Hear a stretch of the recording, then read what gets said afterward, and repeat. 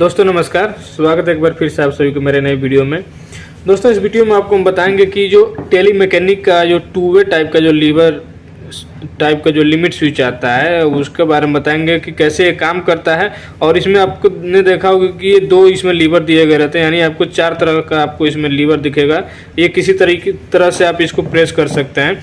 तो ये इस तरीके से क्यों इसका दिया गया रहता है, इसके अंदर का जो कनेक्शन है उसके बारे में बताएंगे कि इसके अंदर का कनेक्शन किस तरीके से किया जाता है और कहाँ पे इसका यूज़ किया जाता है। आपने देखा होगा दोस्तों, नॉर्मली हमारा लीवर टाइप का जो लिमिट स्विच आता है उसमें एक लीवर दिया गया रहता है, जो कि जितना देर दबा के आप इसको करेक्ट करेगा तो कंटेक्ट जो अंदर का चेंज रहेगा, जैसे छोड़ेंगे तो फिर से रिवर्स हो जाता है। तो सेम ये भी उसी तरीके से है। ये इसके अंदर भी हमारा NONC कंटेक्ट रहता है, जिसमें हमें जो लिमिट स्विच है इसको भी यूज कराया जाता है। लेकिन ये डिफरेंट किस तरीके से है इसके बारे में भी हम आपको बताते हैं। तो सबसे पहले देखिए, यहाँ पे ये टेली मैकेनिक कंपनी का है।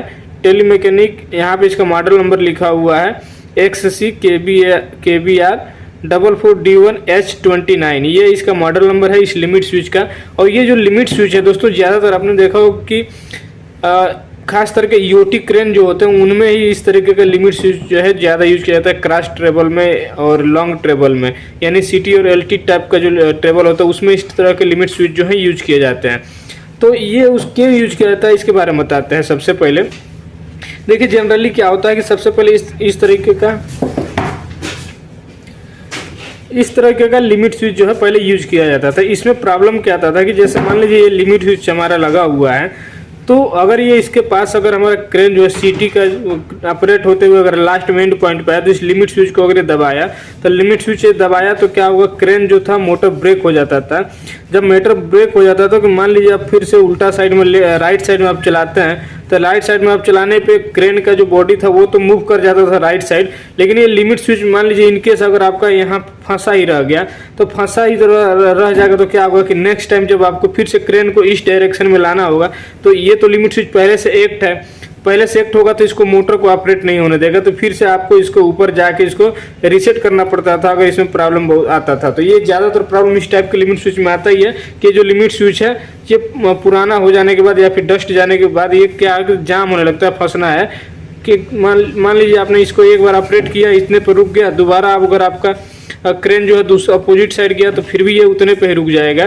तो ये इतने पे रुकेगा, लिमिट स्विच एक्ट होगा तो लिमिट स्विच के थ्रू जो मोटर के जो कंटेक्टर होते हैं वो कंट्रोल रहता है, तो वो कंटेक्टर जो दोबारा से ऑन नहीं होगा तो फिर से क्रेन इस साइड नहीं आएगा।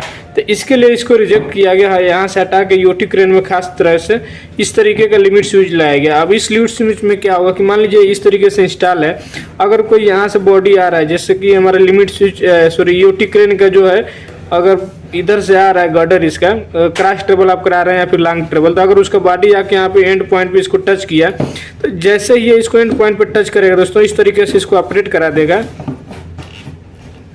देखिए इस तरीके से इसको ऑपरेट करा देगा। अब ये तो ऑपरेट कराएगा तो क्या होगा, ये तो नीचे आ जाएगा, लेकिन इसके पीछे में क्या है कि एक दूसरा राड आ जाएगा। अब ये दूसरा राड आ जाएगा तो मोटर जो है यहाँ पे ब्रेक हो जाएगा। ब्रेक होने के टाइम तो अभी क्या होगा कि मान लीजिए इस तरीके से अगर आपका लिमिट स्विच एक बार जो एक्ट होगा, एक्ट होने के बाद जो मोटर होगा, जैसे आपका अगर क्रॉस ट्रेबल में लेफ्ट साइड आपने इसको ले आया, लेफ्ट साइड आने के बाद लेफ्ट वाला जो मोटर होगा मतलब मान लीजिए फॉरवर्ड में चल रहा है तो फॉरवर्ड जो कंटेक्टर होगा ब्रेक हो जाएगा, तो मोटर जो यहीं पे आके लास्ट में आके ये रुक जाएगा। अभी मान लीजिए रिवर्स है, आपको फिर से फॉरवर्ड ले जाना है, इधर ले जाना है, तो इधर अगर लेके जाएंगे तो इधर ये जाने के टाइम क्या करेगा कि फिर से इसको प्रेस करेगा, तो इसको ये ऐसे जब जाएगा तो इसको प्रेस कर देगा तो ये लिमिट स्विच जो है फिर से हमारा रीसेट हो जाएगा। तो फिर से रीसेट हो जाएगा, नॉर्मल कंडीशन में आ जाएगा। तो इसमें क्या है कि लिमिट स्विच को जो फंसने का कोई चांस नहीं है। एक बार जब ये आएगा इसको कट आउट करा देगा, फिर से जैसे रिटर्न होगा मिल गया है ना सर। तो इससे हमारा मेन बेनिफिट यही है कि जो लिमिट स्विच है इसको कोई फंसने का चांस नहीं है।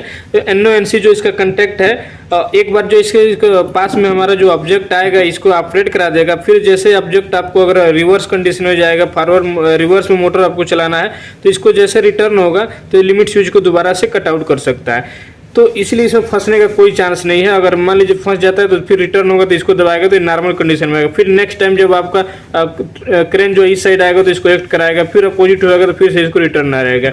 अब इसके अलावा इसमें एक और बेनिफिट क्या है कि ये जो लिमिट स्विच है ये किसी साइड भी ऑपरेट हो सकता है। मान लीजिए आपका इसमें इधर साइड अगर आपका इधर से आया मेटल, दो लिमिट स्विच आपको लगाया है, एक फॉरवर्ड सॉरी एक रिवर्स में के लिए, एक फॉरवर्ड के लिए, यानी कि लेफ्ट के लिए, एक राइट में।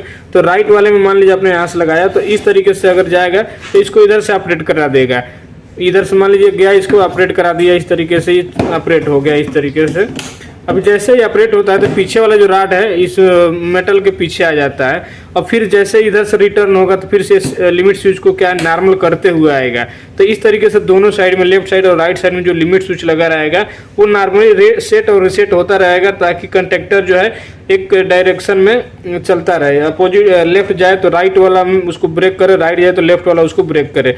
अब ऐसे में क्या हो रहा था कि मान लीजिए आपको ये अगर इसको आया कोई ऑब्जेक्ट, इसको दबा दिया और दबाने के बाद मोटर तो रुका दिया, लेकिन मान लीजिए आपको राइट साइड चलाए तो इसको यहाँ दबा हुआ अगर फंसा रह गया तो मोटर तो दूसरे साइड चला जाएगा, लेकिन नेक्स्ट टाइम आपको फिर उधर से अगर लेफ्ट साइड लाना होगा तो ये लिमिट स्विच पहले से ही यहाँ से एक्ट है, तो एक्ट होगा तो कंडक्टर को कमांड नहीं पहुँच पाएगा, क्योंकि इसके थ्रू हमारा इंटरलॉक रहता है, तो इसीलिए ये दिक्कत आता था। तो इसके लिए ये लिमिट स्विच आपको लगाया गया। तो इसमें ये बेनिफिट हुआ कि अब ये सेट और रिसेट ये उसी बॉडी के थ्रू ही हो जाता था। तो इसके अलावा अब इसको बताते हैं कि ये जो आप चारों राड देख सकते हैं, इस चारों राड को आप किस तरीके से एडजस्ट कर सकते हैं। तो ये जो चारों राड आप देख सकते हैं, एक्चुअल में दो राड रहता है, ये लंबा लंबा ये दो राड है। इनको ये जो चारों यहाँ पे बोल्ट दिए गए हैं, आप इसको खोल के आप इसको अपने हिसाब से छोटा बड़ा करके नीचे और या फिर इधर लेफ्ट राइट में करके इसको एडजस्ट कर सकते हैं। तो ये है। उसके अलावा यहाँ पे देखिए केबल ग्लैंड एक होल दिया गया, यहाँ से केबल एंट्री करके यहाँ पे कनेक्शन करने के लिए। तो अभी यहाँ पे इसका कनेक्शन बता देते हैं किस तरीके से इसका कनेक्शन किया जाता है। तो इसका चारों जो स्क्रू है उसको हम पहले खोल लेते हैं।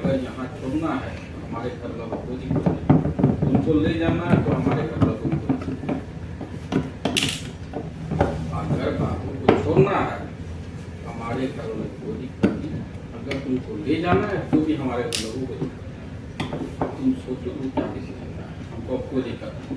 कल दिन तुम हमको बोलने से तो एक बार तुम बोले थे कि ठंडी वहाँ काट ले दो पंगा।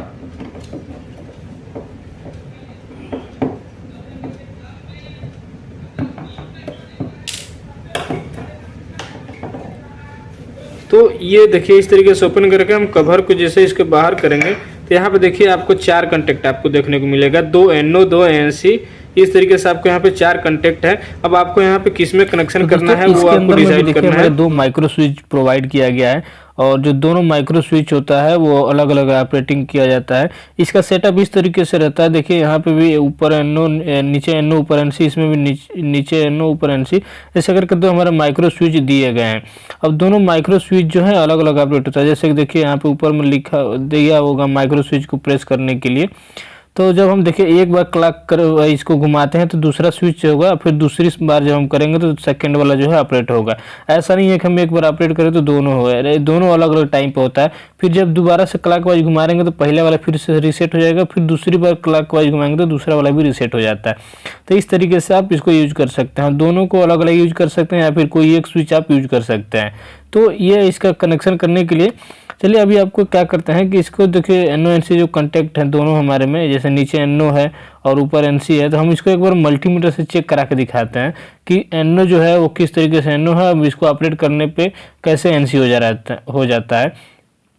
तो इसके लिए देखिए हमारे पास मल्टीमीटर है और मल्टीमीटर को पहले हम मल्टीमीटर को चेक कर लेते हैं ऐसे मल्टीमीटर से काम कर रहा है कि नहीं।